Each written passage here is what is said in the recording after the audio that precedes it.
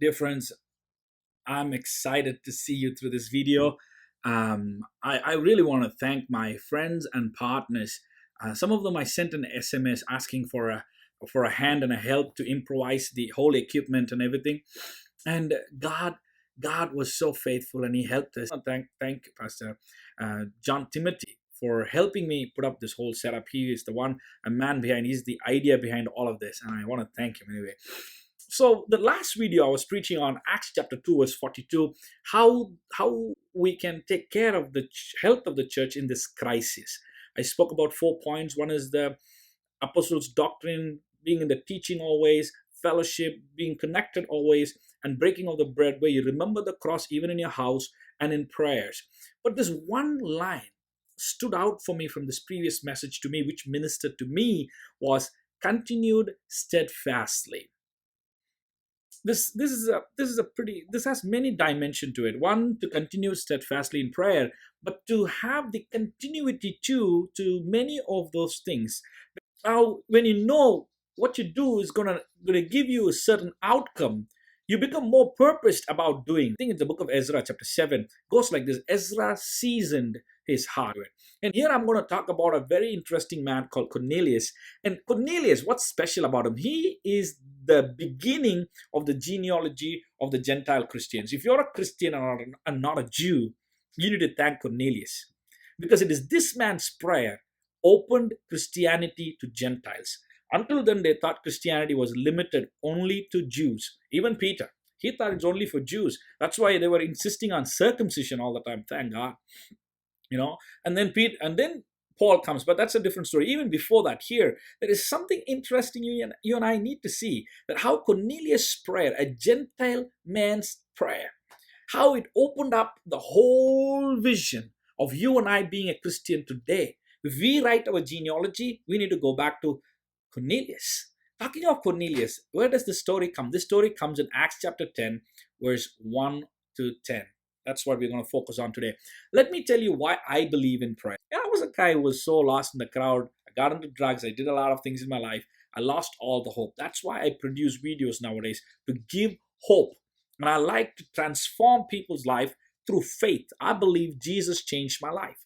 And that is why I preach this every day. From a small town, Madurai, a third world, God moved me to Australia, created a ministry there where I was able to minister to so many people.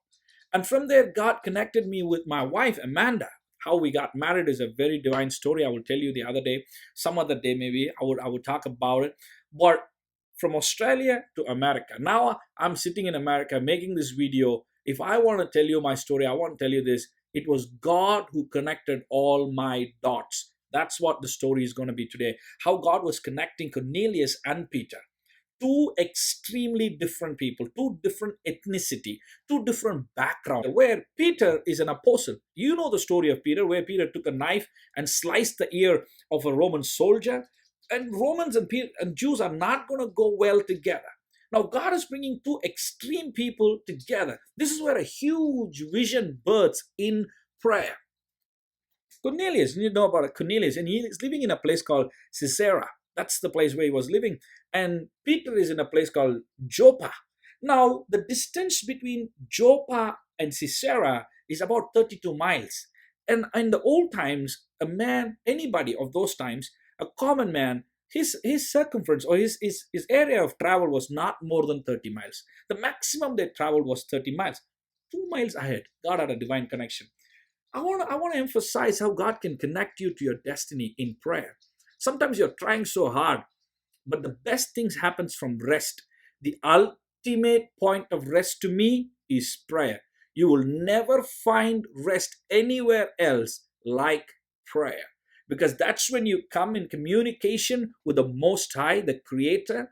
Now He starts talking to you. You see things very differently. Everything that seems to be impossible starts to look like it is possible. My story, many times when I stood in front of the people that don't look like me, they don't talk like me, I felt intimidated. But whenever I prayed, there was an extreme confidence that came out of me and said, John, you can do it. This is why you're designed. This is what you're called for. Even Esther. in the book of Esther, she was hesitant to go and stand before the king representing her people. Even though it is her people, she was hesitant. And Mordecai says a word. He says, "Hey, you're born for such a time as this."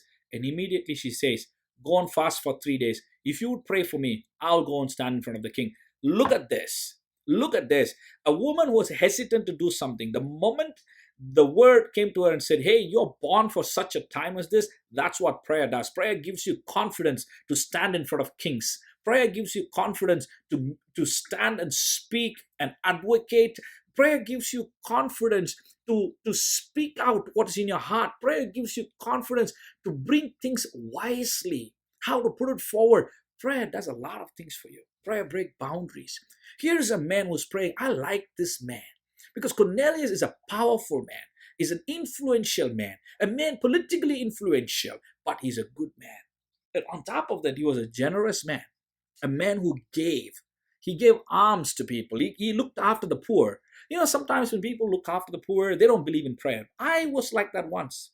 Even at times after becoming a good Christian, I believed in my giving more than my praying. Sometimes I thought, I sowed into that word. I don't want to boast, but to some extent, I've given in my life, like considerably to my point where I've given 60-70% of what I made in a whole year. I've given 70% of what I made. But those times I had a pride. I would not even say pride. I would rather say a confidence in giving. I felt like if I give, I'll receive, which is true. If you have ever experienced that in your life, you know what I'm talking right now. If you give, you will receive. But on top of that, praying. I like that part because those times my confidence was in giving, less in praying because I know I've given to God. God's going to bless me anyway. No, this man is different. This man is like, I'm going to give, but I'm also going to pray. I like that part, how he prayed. Verse 2, Acts chapter 10, verse 2, it says like this: "Oh, a devout man, one who feared God with all his household, who gave alms generously to people and prayed to God always." I want to emphasize on that. Prayed to God always. Wow. Wow. A man who prayed always, an influential man, a powerful man, but he knew how to pray. This is interesting, my church. Always. It's that conscience, it's that awareness that you live in. Praying. You pray in a parking lot. I had a friend, Donnell Gregor from Australia. Every time we get on the car, she will pray for a parking. And she will always have a parking in the best place. Maybe it looks silly, but she's senior right now. She's old, and when I say old, don't get me wrong, but she's a senior person, and to her, a good parking is very important. I would sometimes think it's a silly prayer, but every time she prayed, it worked. So there is no such thing as a silly prayer. Trust me. And and here's something I want to emphasize on how a prayerful man starts believing God's in details. Every little bit, you'll start trusting him. God's got this.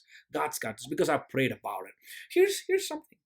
When he prayed, he had a vision. I tell you something. A vision of an angel. Something the church now is neglecting. We are neglecting to talk about angels because it makes us look like we're mystics. No. Angels are very common all throughout the Bible. So are the demons. When a prayerful man will definitely have some heavenly encounters. They will have encounters with angels. They will have encounter with God. They will see visions of God. And the angels will bring message for them from heaven. I believe this. I strongly believe this. I've heard stories of some great people who have done some great things, have spoken about how they had an encounter with angel. Here's some man having an encounter with angel. Start praying about it. Tell God, God, I want to have an extraordinary prayer life. Not just praying for my needs. Rather, I want to pray in a communication. Because you said you will share the secrets with your friends. And I want to be your friend in prayer. But I want to hear some heavenly downloads for me. Beautiful. And in a vision, an angel comes to him and says, go to Joppa. Man, Joppa and Caesarea is so far away. 32 miles. No mutual friends. No Facebook. No Google Maps. No bus or train or airplane. Now, a name was given to him and said, there is a man called Simon Peter. Send your men and bring him. Now, Cornelius is an obedient man. He understands how this thing works. That's why another centurion, when he came to Jesus, he said, you know what? I have another many people working under me on my command. So I understand what a command is. I understand what submission is. He said, God, I will work on it right away. A prayerful man also will be fast in his life because he knows when God talks, he's going to work on it immediately. Sometimes you're procrastinating certain things and say, I don't know where to start. You need to start praying because prayer is going to be the bridge that's going to connect the dots for your destiny. He's sending for Peter. Now, what is Peter doing? Verse 9, beautiful. Verse 9, Acts chapter 10, verse 9. I like that part. The next day, as they went on their journey and drew near the city, Peter went up on the housetop to pray. Wow.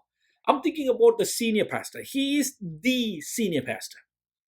He is the guy who preached and 3,000 people accepted Jesus Christ on the spot. That means he is the biggest evangelist. He is the apostle. He is the head of the church, right? I mean, head of the church is Christ, but in the world, talking about who is going to be the lead, the top guy, he's the top guy. But the top guy was sincere about his prayer.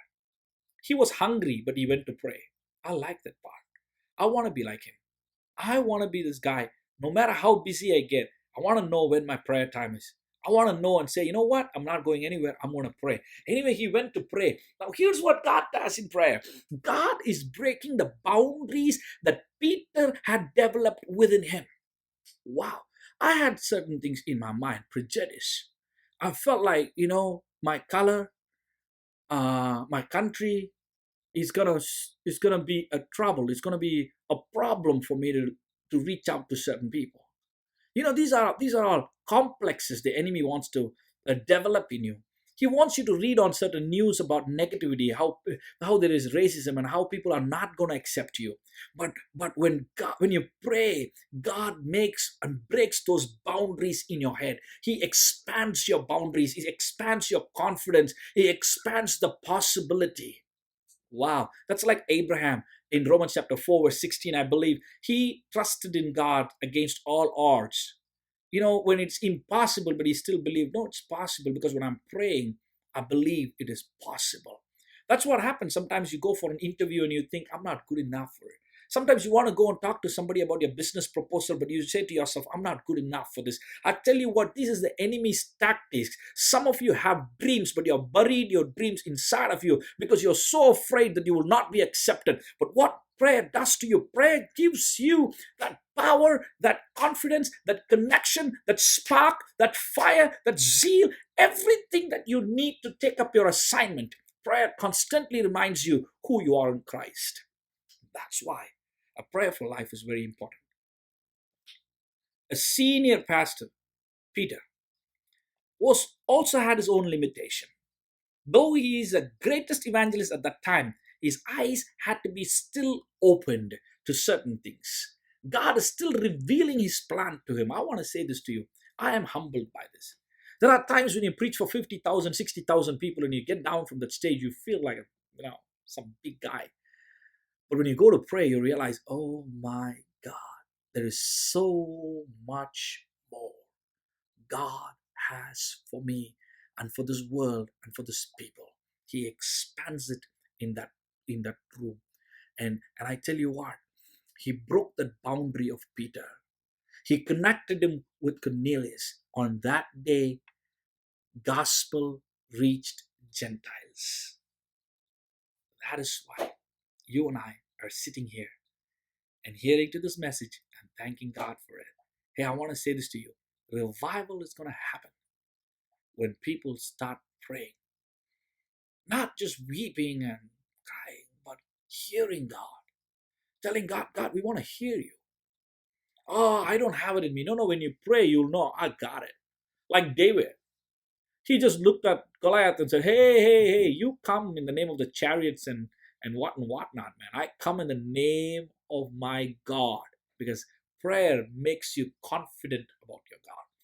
Prayer creates courage. Prayer builds your courage. Courage is the initiator of any change. That means the change starts happening in you, change starts happening around you. And you are an influencer, and you are put wherever you are to bring a change around you because you are created in the image of Christ. Wherever Christ is, there is light, there is hope, there is joy, there is possibilities, there is dreams coming true. Be that person.